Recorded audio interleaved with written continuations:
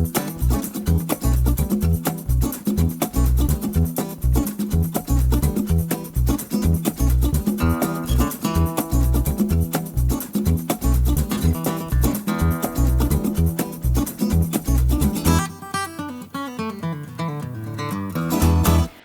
everyone!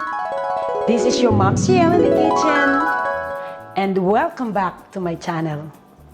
So today we are going to make a double deep fried chicken, sweet and spicy with nuts. Right? So meron po tayo ditong mga chicken na kinat ko na kanina. So I'll cut into pieces. So some wing and some thighs. So what we're gonna do is to flavor with some salt and black pepper. Okay? Salt and black pepper. So let's do some salt first. Seasoned our chicken with salt.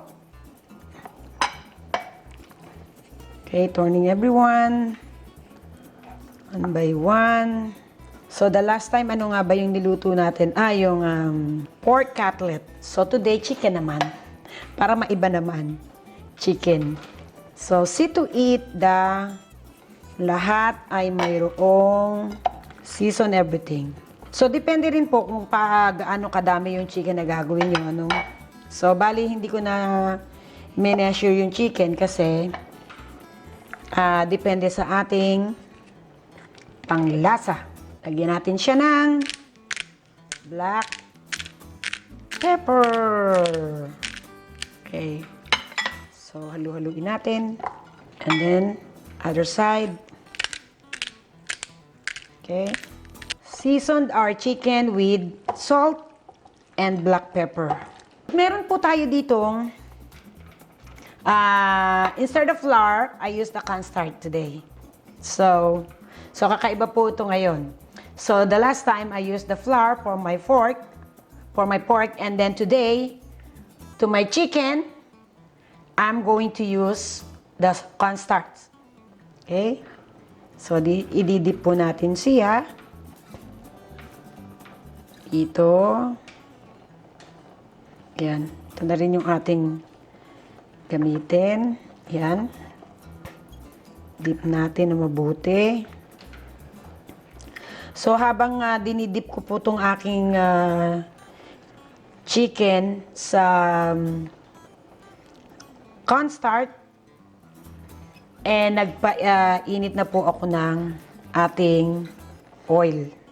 Napansin ko rin po na mas may kakaibang crunchy kapag ang ginamit natin ay cornstarch.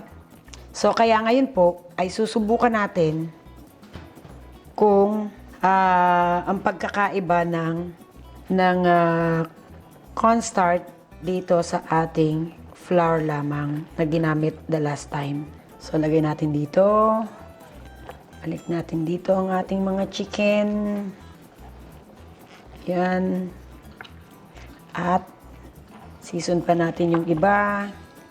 So, ayan. Na-season na natin po ng cornstarch. So, depende po sa cornstarch ang gagamitin mo. 1 cup lang po itong ginamit ko. Pero, nagkasya naman to po sa aking mga, tawag dito, mga chicken na ginawa. So, ngayon, sasabihin nyo, ay, may natira pa at sayang. Oh, wait, 1 second.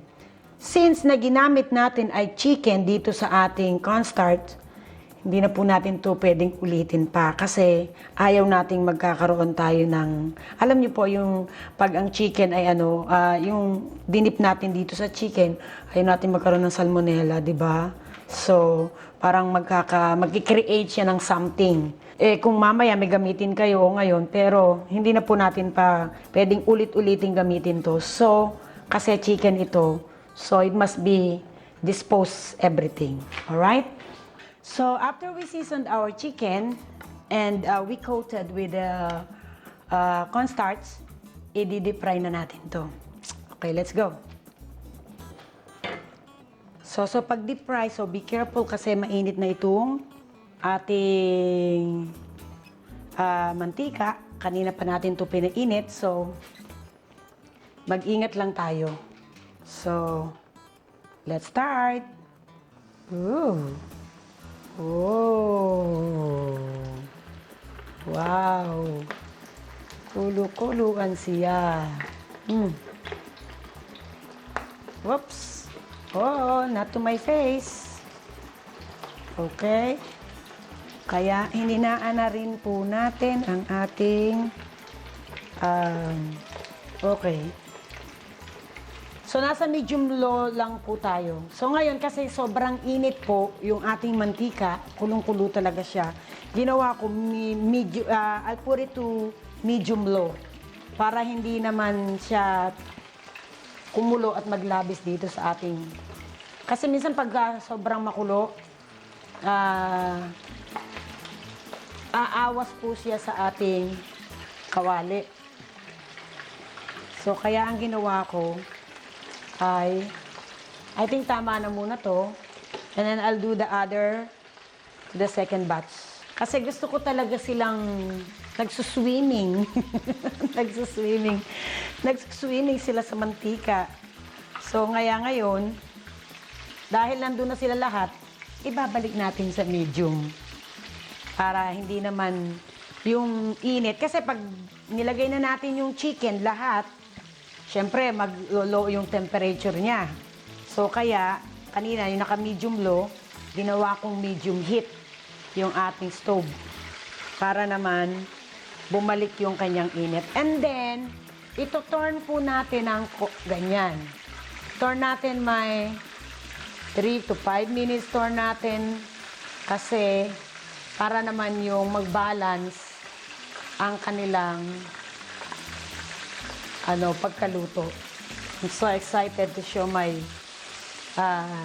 double deep fried chicken. It's a double, not one, double deep fried chicken. Ang ganda nito. Ang kagandahan po sa niluluto natin ngayon, pag nakita niyo mamaya ang finished product, pwede niyo siyang pang-give sa inyong mga friends, pag may occasion, picnic, or some gatherings, you know. Especially, Father's Day is coming. So, pwede natin itong gawin sa ating mga tatay. Kung gusto nila, yung mga kumakain ng chicken, right? Ng fried chicken. So, dagdagan natin yung mga, not only the thigh and legs, lagyan natin ng wings. Kasi alam niyo, yung mga tatay, gusto nila ng mga chicken wings di ba? So, dagdagan natin ng ganun para, alam niyo, mas masarap. Meron din akong isang tip para sa pagluluto. So, kung magluluto tayo, dapat masaya tayo. Willing nating ginagawa yung ating pagluluto. Kasi, minsan, yun ang sabi rin ng iba at napapansin ko rin, pag nagluluto tayo na masaya tayo, nagre-reflect din yun sa ating niluluto kasi kumbaga, pinapaganda natin at pinapasarap yung pagluluto. Kasi kung you are naiinis ka or you're tired, I know, like you had a long day. So, I think parang nakokopya na nung ating mga niluluto yung ating feelings. kasi you are tired and then what's gonna happen? Like, oh, I'll put this and I'll put that. So, hindi ka na nag-iisip kasi tired na tayo So, minsan tayo ganun, Kasi nagmamadali tayo. So, mga in 12 minutes, okay na tong chicken natin. 12 to, like, less than 15 minutes. Depende rin siguro sa laki ng chicken na gagamitin natin. So, okay na itong chicken natin. I-turn natin ang chicken kasi para my chicken is floating. Look at that. Now, 12 minutes is done. So, take out the chicken and we're going to fry the other one, the second batch. See? You hear that? Crunchy. So now, we're going to do the second batch. Mahalaga pag nag-fried tayo ng chicken, yung may mga bones. Kasi hindi po natin pwedeng i-deep fry yung breast chicken. You cannot do that. Kasi super dry na yun. Dry na yung breast, tapos dry pa yung i-deep fry pa natin, it's not gonna be okay. So, magandang i-deep fry natin ay yung may mga bone parts ng chicken. So now that the second batch of chickens are okay, hahanguin po natin at isasama dito sa ating first batch. Ingat-ingat lang po lagi kapag tayo ay nagpa-fry kasi talagang itong ating mantika ay napakainit. Ooh, my chicken is looking good. I love the color of my chicken. Antayin po natin ang 5 to 7 minutes at ibabalik po natin ang ating chicken dito nang mas lalo pang maging crunchy. So while we're waiting for our oil to come down, pwede naman tayong gumawa ng ating soy sauce or ng ating sauce, ng ating sauce ng gagawin nating chicken. So, gagawa na po tayo ngayon ng ating sauce ng ating chicken. So, let's put some vegetable oil. Like around 2 tablespoon. So, yung pong mga ingredients ng ating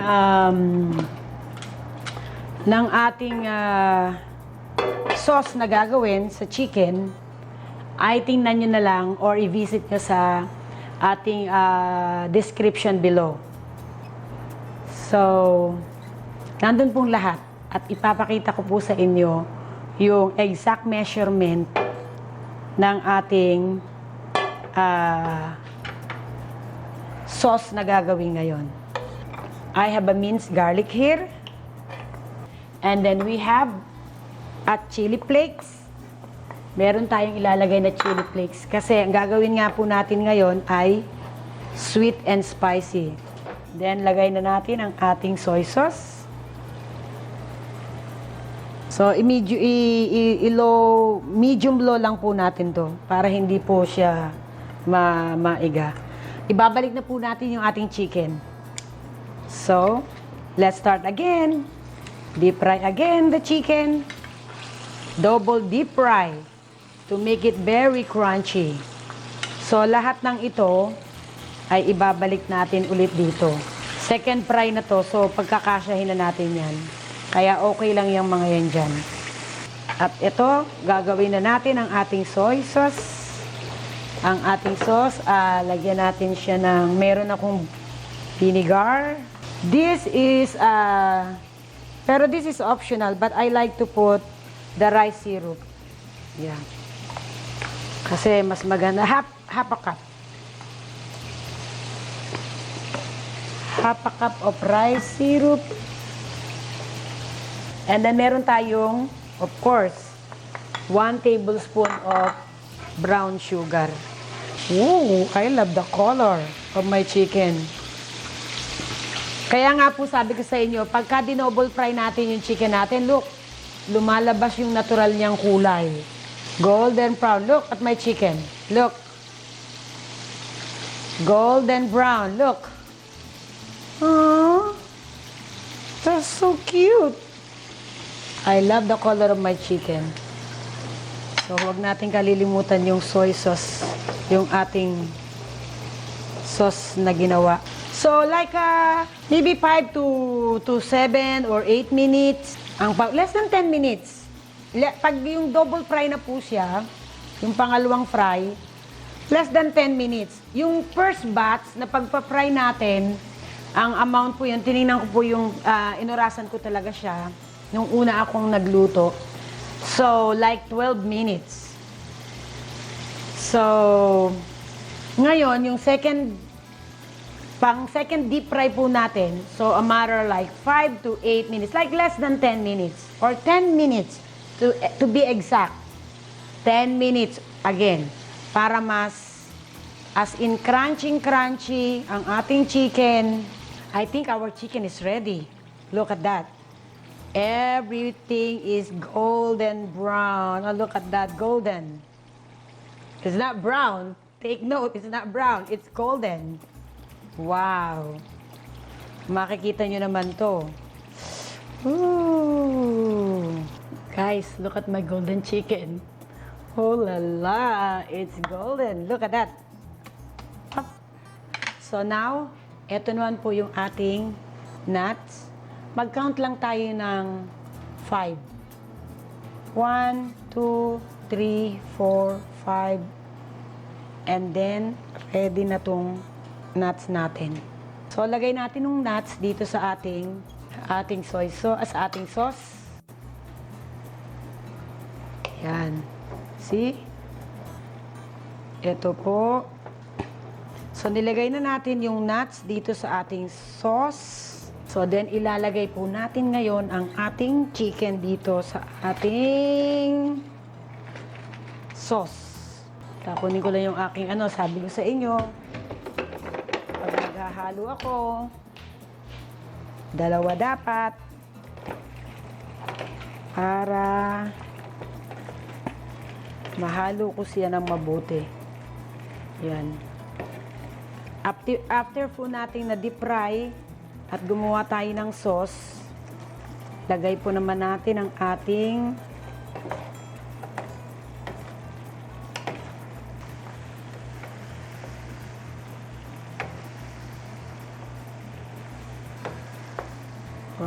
crunchy.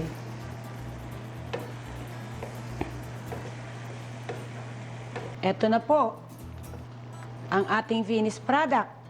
Tapos na ang double fried sweet and spicy chicken with nuts.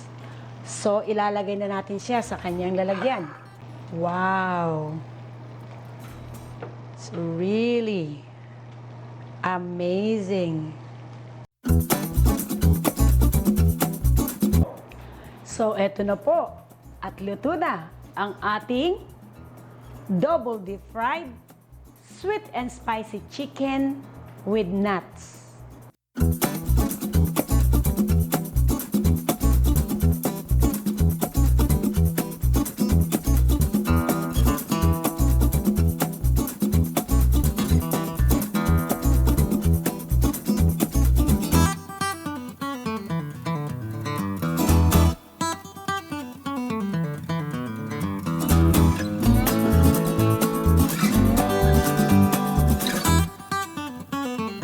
Ngayon po, titikman na natin ang ating double deep fried sweet and spicy chicken with nuts. Let's go! Ito yung masarap na portion. Crunchy my chicken. Look at that. Para sa inyong lahat ito.